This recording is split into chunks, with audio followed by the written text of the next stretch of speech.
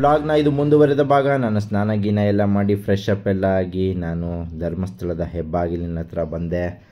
ದರ್ಶನ ಮಾಡೋಕ್ಕೆ ಅಂತ ಹೊರಟಿದ್ದೆ. ಅದಕ್ಕಿಂತ ಮುಂಚೆ ನಾನು ಹೋಗಿದ್ದು ತೃಪ್ತಿ ಉಪಹಾರ ಗೃಹಕ್ಕೆ ಹೋಗಿ ಒಂದು ಬಿಸಿ ಬಿಸಿ ಟೀನ ಕುಡ್ಕೊಂಡು ನಾನು ದೇವಸ್ಥಾನದ ಕಡೆ ಹೊರಟೆ ದೇವರ ದರ್ಶನ ಮಾಡೋಕ್ಕೆ ಅಂತ.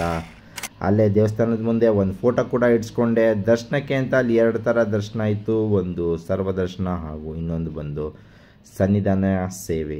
ಅದು ಬಂದು 200 ರೂಪಾಯಿ ಒಬ್ಬರಿಗೆ. ಸರಿ ಅಂತ ನಾನು ಸನ್ನಿಧಾನ ಸೇವೆಯ ಕ್ಯೂನಲ್ಲಿ ನಿಂತ್ಕೊಂಡೆ.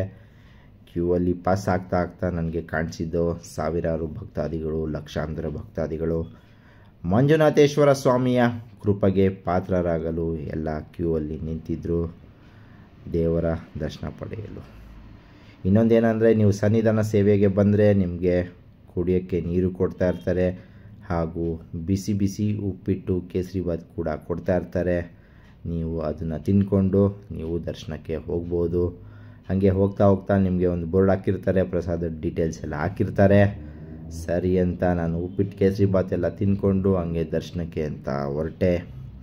ಸಾವಿರಾರು ಭಕ್ತಾದಿಗಳೆಲ್ಲ ಇನ್ನೂ ದೇವರ ದರ್ಶನಕ್ಕೆ ಅಂತ ಕಾಯ್ತಾಯಿದ್ರು. 11ರಿಂದ 12 ಗಂಟೆವರೆಗೂ ದೇವರ ದರ್ಶನ ಕ್ಲೋಸ್ ಮಾಡಿರ್ತಾರೆ. ಹಾಗಾಗಿ ನಾನು 1 ಅವರ್ ಅಲ್ಲೇ ಗೇಟ್ ಮಧ್ಯದಲ್ಲೇ ಕಾಯಬೇಕಾದ ಪರಿಸ್ಥಿತಿ ಬಂತು. ಸರಿ ಅಂತ 12 ಗಂಟೆ ಆಗ್ತಿದ್ದಂಗೆ ಇನ್ನೇನು ಗೇಟ್ ಓಪನ್ ಮಾಡ್ಬೋದು ಅಂತ ಅಂದ್ಕೊತಿದ್ವಿ. ಅಷ್ಟೊತ್ತಿಗೆ ಗೇಟ್ ಓಪನ್ ಏನೋ ಆಯಿತು. ಸರಿ ಅಂತ ಕ್ಯೂ ಮೂವಕ್ಕೆ ಸ್ಟಾರ್ಟ್ ಆಯಿತು.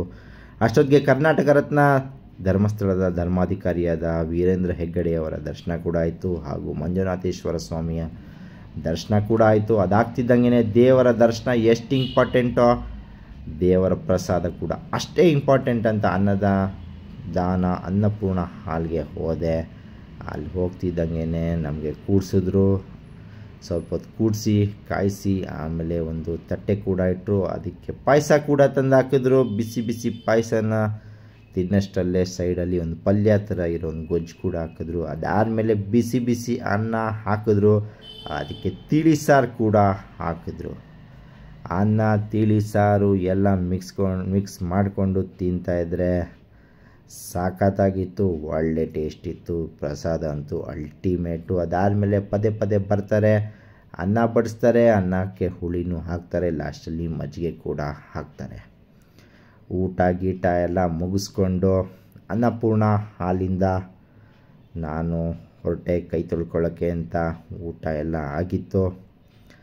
ಸರಿ ಅಂತ ಊಟ ಗೀಟ ಎಲ್ಲ ಮುಗಿಸ್ಕೊಂಡು ನಾನು ವಾಪಸ್ ಆಶ್ರಯ ಲಾಡ್ಜ್ ಅಂದರೆ ನಾನು ಉಳ್ಕೊಂಡಿದ್ದು ರೂಮ್ ಕಡೆಗೆ ಅಂತ ಹೊರಟೆ.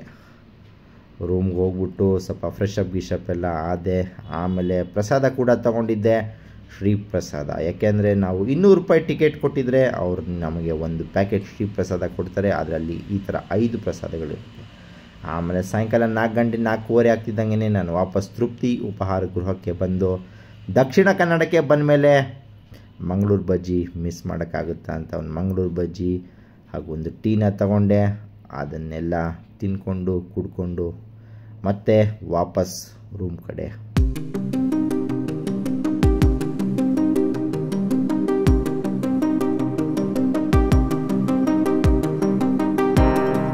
ಆಗಿದ್ರೆ ಲೈಕ್ ಮಾಡಿ, ಶೇರ್ ಮಾಡಿ, ಸಬ್ಸ್ಕ್ರೈಬ್ ಮಾಡೋದನ್ನು ಮರಿಬೇಡಿ. ಎಲ್ಲರಿಗೂ ಧನ್ಯವಾದಗಳು. Thank you.